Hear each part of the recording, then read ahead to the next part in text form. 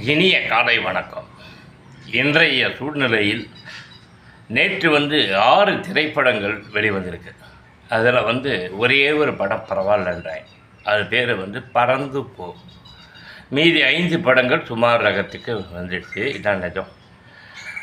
பரவாயில்லைன்னு சொல்லப்படுகிற நல்லா ஓரளவுக்கு பரவாயில்லைன்னு சொல்லப்படுற பறந்து போ கூட வசூல் இல்லை. ஏ சென்டரில் ஓடும், பிஎன்சியில் எப்படி இருக்கும் சொல்ல தெரியல அப்படின்றாங்க. இதுதான் தமிழ் சினிமாவோட நிலைமை. இப்படியான சூழலில் இந்த சென்னை பட்டினத்தில் மாதம் 30,000 ரூபாய் வருமானத்துக்கு தேர்த்திக்கிட்டு ஒரு சினிமாக்காரன் என்னை போல் 60-62 வயதை தொட்டவெல்லாம் வாழணுன்னா முழுக்க முழுக்க முழுக்க பிரபஞ்சத்தின் ஆசீர்வாதம், பிரபஞ்சத்தின் கிருபை, விதி, கர்மா இவைகளெல்லாம் இருந்தால்தான் வாழ முடியும்.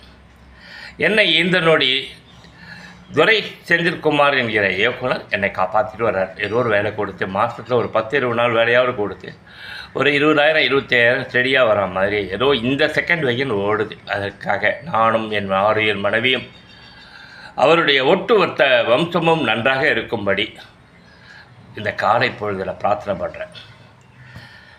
ஏன்னா மனிதர்கள் இவரை போன்றவர்கள் உங்களுடைய அனுபவத்தை பயன்படுத்துவதால் மட்டுமே நாங்கள் எல்லாம் உயிர் வாழ முடிகிறது. சரிங்க சார், விடுங்க. இப்போ அடுத்த கேட்டகரிக்கு வருவோம். அனுபவத்தை வச்சுக்கிட்டு நாக்க வடிக்கிறதா? அந்த அனுபவம் தான் எனக்கு சோறு போடுது. இப்போ தான் சொன்னேன் 20,000 ரூபாயோ 25,000 ரூபாயோ எனக்கு ஓரளவுக்கு வந்துட்டுருக்குன்ட்டு.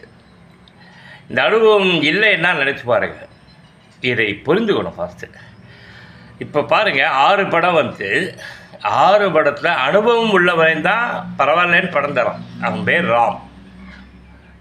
நல்லா புரிஞ்சுங்க. அனுபவங்கிறது எவ்வளவு முக்கியங்கிறத நீங்கள் புரிஞ்சுக்கணும். அனுபவம் இல்லாதவன் 5 பேர் அவுட்டு. ஆக அனுபவங்கிறது தான் வாழ்க்கை. அனுபவம் தான் இறைவன். பிறப்பின் ரகசியம் யாரென கேட்டேன், பிறந்து பாரட இறைவன் சொன்னான்.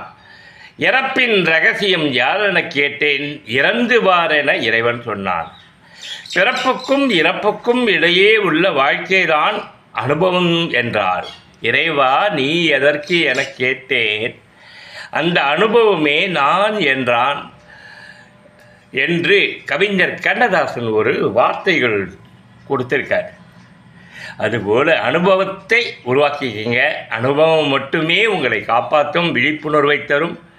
அனுபவம் இல்லாத எந்த மனிதனும் வேஸ்ட்டு வாழறது. ஆக புதிய புதிய சந்திப்புகளை தைரியமாக துணிச்சலாக இறங்குங்க. அப்போ தான் அனுபவம் கிடைக்கும். இல்லைன்னா